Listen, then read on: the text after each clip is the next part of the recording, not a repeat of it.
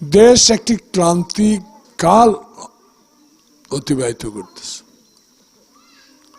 এই ক্রান্তিকাল থেকে রক্ষা করার জন্য এখন এই মুহূর্তে যারা 16 বছর আন্দোলন সংগ্রাম করে গণতন্ত্রের পথ সুগম করেছেন, তাদেরকে এখন ঐক্যবদ্ধ হতে হবে।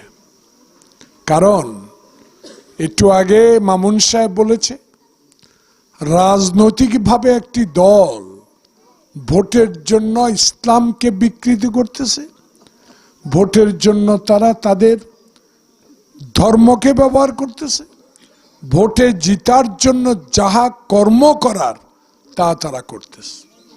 তাহলে এখন উপায় একটা, আগামীকাল বিজয় দিবস।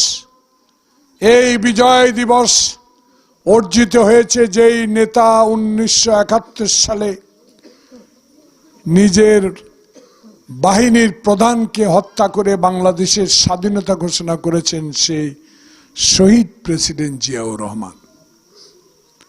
তাকে এখানে অনেক মুক্তিযোদ্ধা আছেন। এই 5 নম্বরে আমাদের মুক্তিযুদ্ধের অনেক লোক।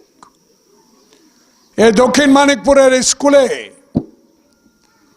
আমি আমার মা এবং ভাইদেরকে অনুরোধ করব, ভোট আপনার অধিকার।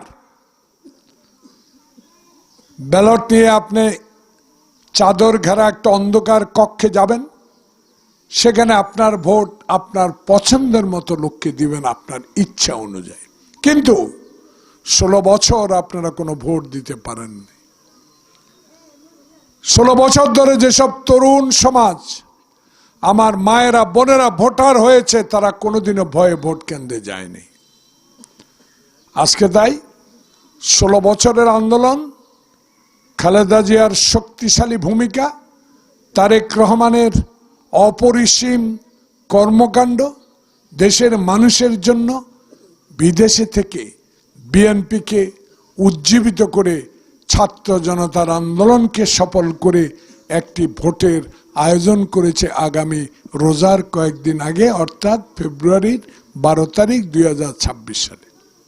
মায়েরা ভাইরা, নিঃসন্দেহে ঝামেলা মুক্ত ভোট কেন্দ্রে আসতে পারবেন। কারণ অতীতের সরকার এখন আর নাই, দিনের ভোট রাতে হবে এই সিস্টেমও আর নাই।